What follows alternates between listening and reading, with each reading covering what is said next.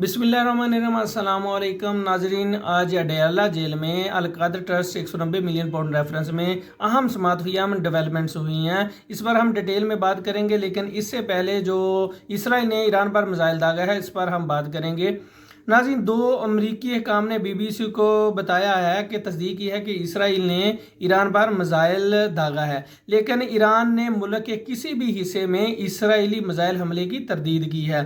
जुमे की सुबह सवेरे अस्फान शहर के इर्द गिर्द धमाकों की आवाज़ें सुनी गई। ईरानी मीडिया ने बताया कि मुल्क के फ़ज़ाई दफाई निज़ाम को फ़ाल करने के बाद 3 ड्रोन को तबाह कर दिया गया है। नाजरीन, ये जो खबर है ये इसराइल ने खुद नहीं दी। इसराइल इस खबर पर खुद तो चुप है, लेकिन अमरीकी हुकाम से इस खबर की तस्दीक करवाई है। और इसके अलावा जो ये इसराइल जो है वो बरतानिया को भी कह रहा है कि आप ये खबर चलाएं, ये दें कि हमने ये मिसाइल जहाज़ के ज़रिए यानी फ़ाइटर के ज़रिए मिसाइल दागा है, लेकिन ईरान ने इसकी बिल्कुल तरदीद कर दिया।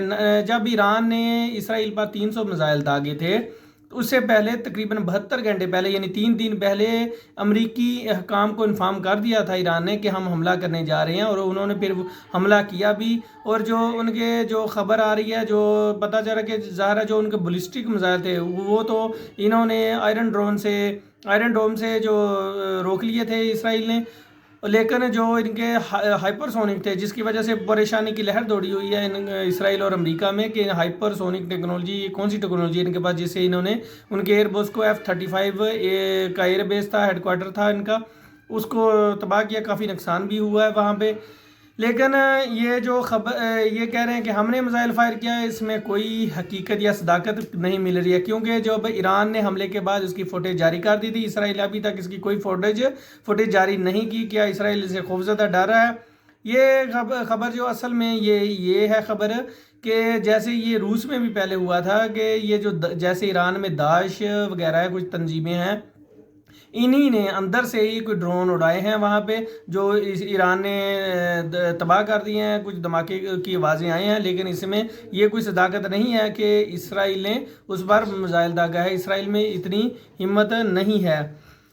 इसके अलावा नाजरीन, मरियम नवाज साहब का करतारपुर कल काफरा नारोवाल की तरफ उधर जा रहा था, रास्ते में एक नौजवान की डाले से टक्कर हुई है और वो अपनी जान से हाथ धो बैठा है। पहले हुकूमती अरकान तो कोई नहीं उनके घर पहुंचे अफसोस के लिए, बल्कि ये जो मीडिया में पहले खबरें चलती रही हैं वो यही आई हैं कि वज़ीर आला के काफरे से टक्कर लगने से एक नौजवान जांबक हो गया है। मरियम नवाज का नाम भी नहीं लिया गया। फिर बाद में पुलिस वाले उनके घर गए हैं और मुकदमा दर्ज हुआ है उसके कज़न की मदय्यत में जो मुकदमा दर्ज हुआ है, इसमें कहा है कि एक डाले से टक्कर होकर नौजवान शदीद ज़ख्मी हो गया और उसको फिर हॉस्पिटल पहुंचाया गया, जहां वो ज़ख्मों की ताब ना लाते हुए अपनी जान से हाथ धो बैठा है।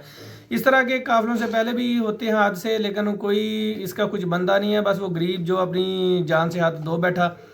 इसके अलावा नाजरीन, जो अडयाला जेल में अहम समात हुई है जो 190 मिलियन पाउंड में, उसमें जो इमरान खान साहब और बुशरा बीबी थी, जो इमरान खान साहब की अहलियाँ जो बुशरा बीबी, उनकी एंडोस्कोपी टेस्ट 2 रोज़ में करवाने का हुक्म दिया है साहब अदालत ने।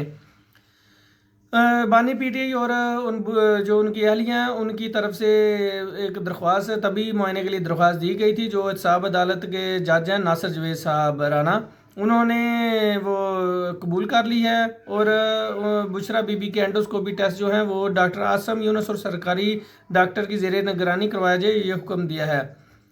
और इसके अलावा जो इमरान खान साहब पर नाजरीन ये दीवारें उधर खड़ी कर दी गई हैं ऊंची ऊंची शीशे की, वो लकड़ी की, कि ताकि इमरान खान साहब मीडिया से मुखातब ना हो सके। और वैसे भी मीडिया वालों को भी काफ़ी धमकाया गया कि आप खान साहब से बात नहीं कर सकते।